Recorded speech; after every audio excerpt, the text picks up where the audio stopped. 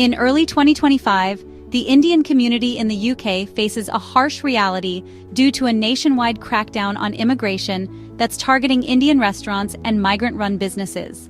Bloods is underway. The government is cracking down on illegal immigrants. There are widespread raids and arrests at warehouses, car washes, vape shops, and restaurants. In fact, the immigration enforcement there raided 828 premises, including an Indian restaurant. What does this mean for the country and the immigrants there? Why are they being deported in droves now? And, how many Indians are living in the UK illegally? Over 828 immigration raids were conducted that led to about 600 arrests and deportations, of which the majority were Indian nationals. Concurrently, the UK government is implementing pretty stringent changes to its immigration system effective July 2025, making it more difficult for Indian citizens to work, study, and settle in the country. This combination of actions reflects a significant shift in the government's attitude towards Indian migrants, prompting many to consider leaving the UK, with data indicating a trend of mass immigration. So, what is going on? Why does it seem like the UK no longer wants Indian migrants? Today we are going to dissect the government's new playbook rule by painful rule. We'll explain exactly how the dream of a life in the UK is being dismantled for so many, and we'll explore the deep contradiction of a government that signs a major trade deal with India with one hand while pushing its people away with the other. This is the story you need to understand. To get to the bottom of this, we have to look at the blueprint. In May 2025, the government published a white paper, a formal policy document with a title that leaves no room for doubt: Restoring Control over the Immigration System. This isn't just tinkering around the edges. It's a complete overhaul designed with one primary goal: to cut net migration and to do it fast. Let's break down the key changes set to take effect in July 2025 that will have the biggest impact on Indian citizens. First, the very definition of a skilled worker has been rewritten. For years, the skilled worker visa required a job offer in an occupation at what is known as RQF Level 3. That's equivalent to A levels. This covered a broad range of valuable professions, but that door has now been slammed shut. The government has raised the minimum skill level required to RQF Level 6, which is, well, the equivalent of a university degree. This single change is devastating. It immediately disqualifies countless roles. Think of the highly talented chefs who have made Indian cuisine a cornerstone of British culture. Under these new rules, unless their employer can rigorously prove to the Home Office that the head chef position in their specific restaurant absolutely requires a graduate-level intellect, they will no longer be eligible for a visa. The same goes for many other vital roles in IT, hospitality, and trades that don't typically require a degree. The pool of eligible jobs has shrunk dramatically overnight. Second, a critical lifeline for many has been severed. The visa route for social care workers is being closed entirely to new overseas applicants from 22 July 2025. This is a monumental change. The UK's National Health Service and private care sector have been struggling with immense staff shortages, and they have relied heavily on migrant workers, including tens of thousands from India, to care for the country's most vulnerable people. It was seen as a stable, accessible, and noble path to a life in the UK. While those already here on this visa can extend their stay until 2028, the government is phasing the route out completely. For anyone new hoping to come and work in care, that pathway is now a dead end. Now, for what is perhaps the most psychologically brutal change, the long-term goal for most migrants is settlement or indefinite leave to remain. It's the point at which you are no longer temporary. You can truly call the UK home. For years, the standard journey to settlement was 5 years. The government is doubling it. The standard qualifying period for settlement is being extended from 5 years to 10 years for most visa holders, including those on the main skilled worker route. Let that sink in. a full decade of living with temporary status.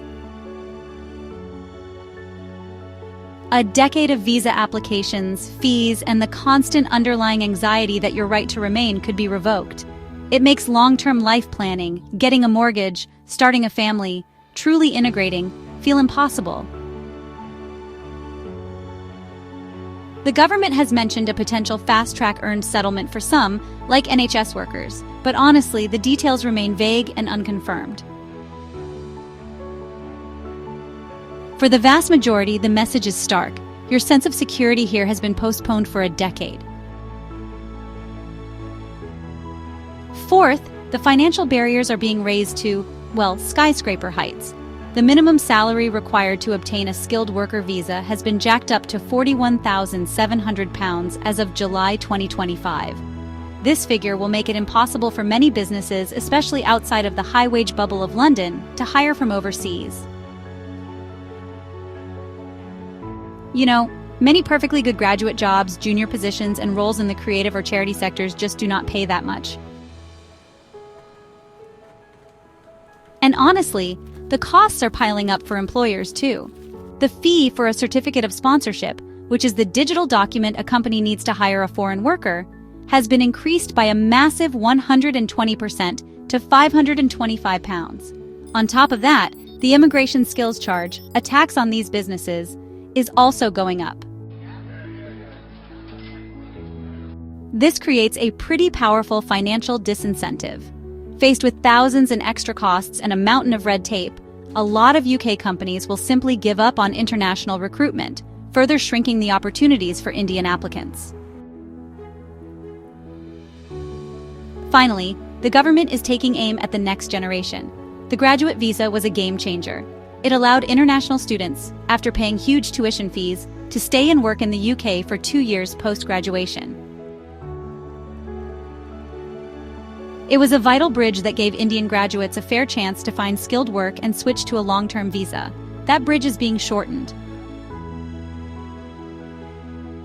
The visa is being cut from 2 years down to just 18 months. Losing those 6 months is critical. It ramps up the pressure immensely, forcing fresh graduates into a frantic job search to find a sponsoring employer almost the moment they finish their exams. An employer who must also meet the new higher salary and skill thresholds. When you connect all these dots, the picture is undeniable. The UK's legal immigration system is being systematically re-engineered to deter and exclude all but the highest-earning, most senior-level migrants. And the consequences are already here. This isn't just a future problem. According to the Office for National Statistics, in the year ending December 2024, Indian nationals were the single largest group of people to emigrate from the UK. The report directly attributes this trend to the tightening visa rules, with a growing number of students and workers choosing to leave. The exodus has begun. But here is where the story takes a truly bizarre turn. At the exact same time the government is building this fortress, it's also rolling out the red carpet for something else, a major UK-India free trade agreement, finalized in May 2025. So this deal is really all about boosting trade, cutting taxes on UK exports like whiskey and cars, and on Indian exports like textiles. But you know, hidden inside is a deeply controversial clause. It creates a special arrangement for some Indian workers, specifically those on intra-company transfers, meaning they're seconded by their Indian company to a UK branch. This select group will actually be exempt from paying UK national insurance contributions for up to 3 years. The government says this is a standard reciprocal part of a trade deal, but honestly, the criticism has been fierce. Opponents have labeled it a two-tier system. How can you justify giving a tax break to a small group of corporate transferees while simultaneously making it, prohibitively difficult for an Indian doctor, engineer, chef, or care worker to even be in the country? It sends a deeply cynical message that the United Kingdom is open for Indian business but closed to Indian people, that it wants access to India's market of 1 billion consumers but is turning its back on the very individuals who form the living bridge between the two nations. So when we ask the question, does the United Kingdom still want Indian migrants in 2025? The government's actions speak louder than any words. The raids, the rule changes, the doubling of the path to settlement, it all points to a clear and deliberate strategy of deterrence. The United Kingdom is not the same country it was for migrants just a few years ago. For the millions of Indians who saw their future in Britain, that future is now in serious doubt. This is a complex and emotional issue, and we want to hear from you. Are you an Indian student or worker in the United Kingdom? How have these changes affected you or your family? Are you now considering leaving? Share your experiences and thoughts in the comments below. It's a vital conversation. Thank you for joining us for this deep dive. If you found this report valuable, please give it a thumbs up, subscribe for more analysis, and hit that notification bell so you never miss an update. We'll see you next time.